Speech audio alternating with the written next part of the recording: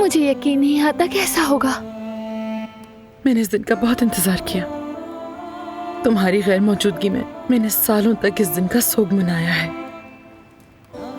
बहुत रोई, खुद पर गुस्सा भी किया और तबाह हो गई। लेकिन अब ऐसा नहीं है बेटा। आज तो मेरी ईद है। सालगिरह मुबारक हो मेरी बच्ची। शुक्रिया अम्मी।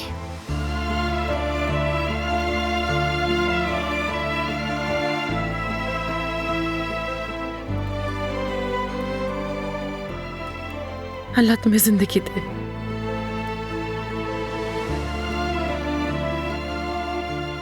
आप सबका भी बहुत बहुत शुक्रिया। ये अम्मी और आप सबके साथ मेरी पहली सालगिरह है।